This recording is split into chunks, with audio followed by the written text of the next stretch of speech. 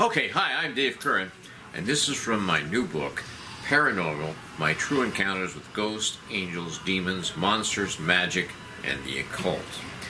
And when I told my first ghost story in True Hauntings in Montana, I said I had only seen one ghost in my life, and that's not exactly true. In this book I mentioned an earlier ghost that was most likely a ghost.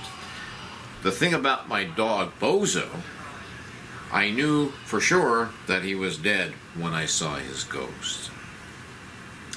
So that was definitely a true haunting and a very true ghost experience, but I do believe now that the old woman I saw on the porch, which is mentioned early in this book, was also a ghost. Now, when I was 6 years old, I went with my father and we found this black and white Springer Spaniel mix at a dog shelter, and he wasn't the one I picked out. He was a shy little dog, and I liked some of the more boisterous ones, but my father said, "Oh, we're going to get that one, the quiet one." And we got him home. He wasn't that quiet. But I spent many a day sitting by him outside when I was in the dog house myself, talking to him, and spent a lot of years. When I was 21, he became sick, and eventually my brother had to take him to the vets and have him put to sleep. Now, what happened about 3 months after we had to put the dog to sleep. And when he lived with us in our house, he was kept most of the time in the kitchen, which had a linoleum floor.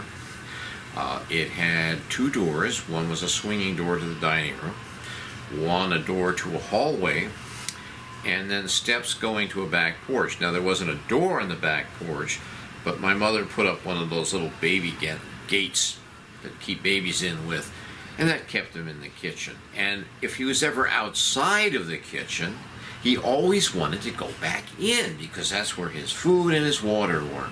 So if he was ever out of the kitchen, he would run from door to door or back down to the gate and try and get back in the kitchen.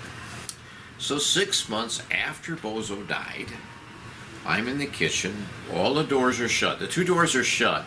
The stairs down to the back porch were not locked because we didn't have a dog, but the other two doors were shut. And I was by the phone.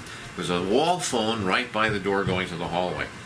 I hung up the phone and I opened the door to the hallway and stepped out, and around the bend comes Bozo, and he looked as solid as you or I. Now, my friend, the late Neil Kettlewell, a parapsychologist at the University of Montana, explained to me, and I mentioned him a number of times in the book, that many people, or most people, actually see ghosts that look as solid as you or I. I had expected something vaporish or misty or something, but that's not normally the case, according to Neil. So right in front of me is Bozo. Well, I kind of stopped in shock, and he came running forward toward me. He jumped up and he put his paws on my legs. I could feel his claws against my pants and my skin. I was so scared, I closed my eyes. And he got down and disappeared. And when I opened them, he was gone. And later on, I regretted not having gotten down and petting him and just, spending some time with him. But that was the case that made me interested in ghosts and paranormal. And there's a lot more stories in this book. Paranormal, My True Adventures with Ghosts, Angels, Demons, Monsters, Magic,